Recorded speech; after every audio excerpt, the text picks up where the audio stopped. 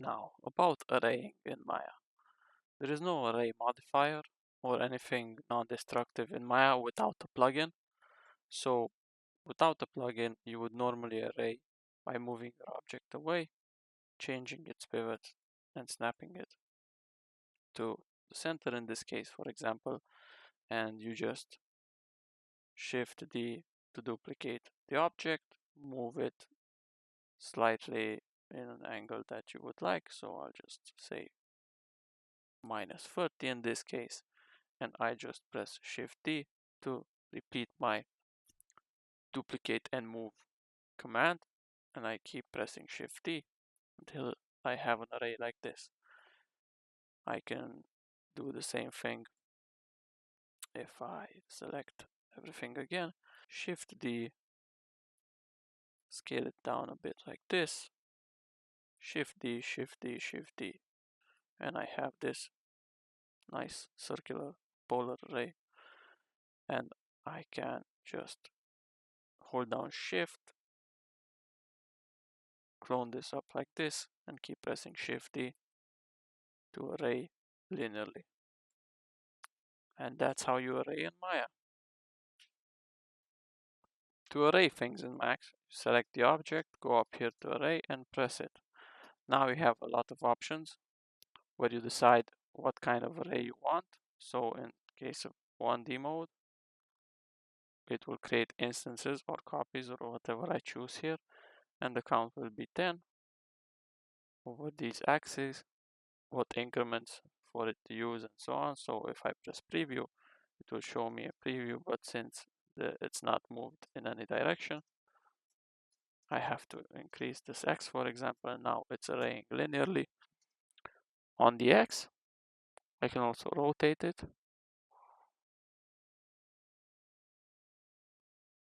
And it will use its center pivot. And I can increase these and so on. It's very interactive at this point. If you go to 2D, then it works a bit differently where you adjust the other properties right here. So I can't adjust these anymore. So this is just a linear array from that point. If you want 3D, you have to press the preview again. So now let me just add a few points like this, and if I add more, it keeps on adding from the 2D as well. And if I add from 1D, it keeps on replicating whatever I did from these points. So it's the array feature is super powerful in Max. It's really worth exploring. Once you're done, you just hit OK. And now since this is an instance and I have my modifier stack, any object from it I click can be instantly modifiable, and every change I do will be kept. Once I'm done, to create a unique object from an instance, you select one or whatever you want to make unique and come here to this button and say make unique. Now this is an object in itself and I can't modify the rest anymore with it, but the rest remain instances. And if I want to create more unique objects, I say make unique, and it will ask me, do you want to make the selected items unique with respect to each other? Yes, then it makes them all unique. And now they're free from instancing and so on. If you want to stop an object being an instance in Maya, let's say I have this cube, which is an instance, and I modify it a bit,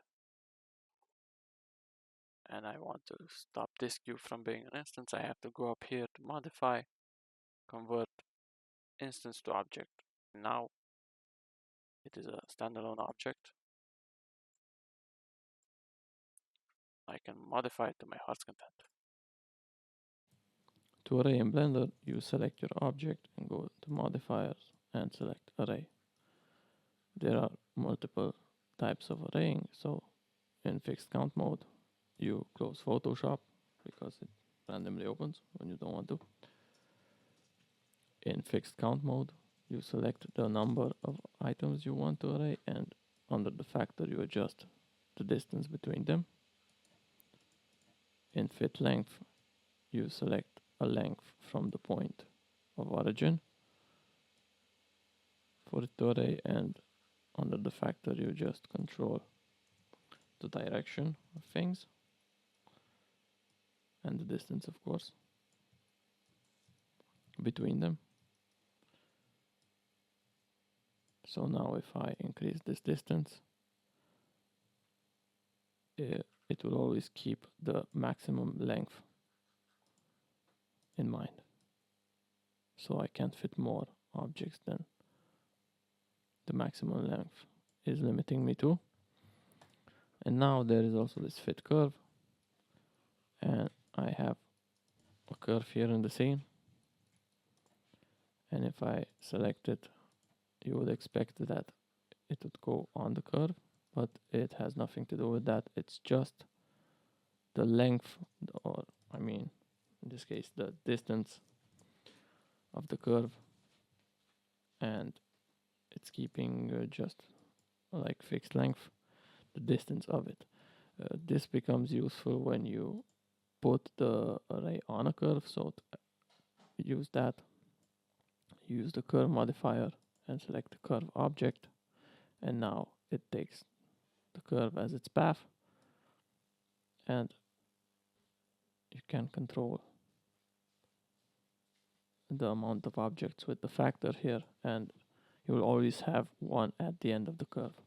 If I have fit length on and I go beyond the curve, it may fall right at the end of the curve, or it may not. So that's why its fit curve is here. So it always creates an object on at the start and at the end of the curve. You also have constant offsets with distances like this, and object offsets, where you choose an object and you offset it compared to it. So that's how you array in Blender. You can also merge between the objects like this.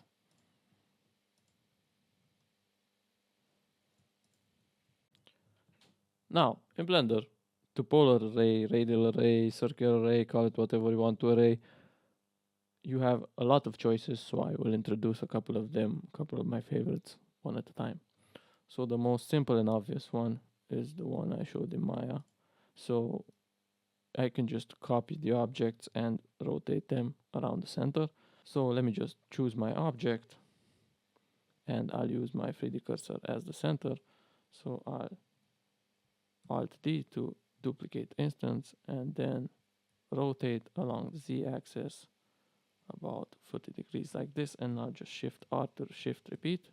So I keep repeating this as many times as I want, and I created this array. Of course, now because this is an instance, I can modify it, and everything else modifies at the same time. So that can be useful.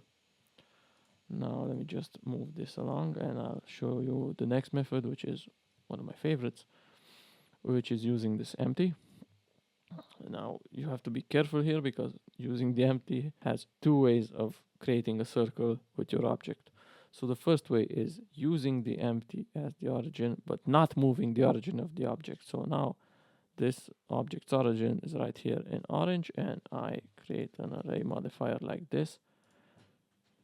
Select object offset and use my empty as the object. So now I selected it, add as many counts as I want, and now you can see that it's adding more objects here, and let's say 12. And now if I select my empty and rotate it along the Z, it will start creating this circle. And if I snap to 30, it will create this circle like this, and I can keep moving my object in any axis, or even scaling it and so on, and it will do this style of arraying. But this is kind of annoying, let's say, and it's not the same as this method, which I want to replicate using the empty. So now I'll just copy my object, put it wherever I want to. I can even hide the original one. And I'll move my object's origin to this empty. Nothing changes here. We do the same thing. I can even deactivate this. And wherever my 3D cursor is where my origin will be. So if I go up here to object, set origin to 3D cursor, now my origin is the same as the origin of the empty. So this object's origin is right here. And now if I put the array on, click object offset, select the empty as the offset, I can create a non-destructive circular array like this. So let me just repeat that. I have my object here. You can see the origin just moved.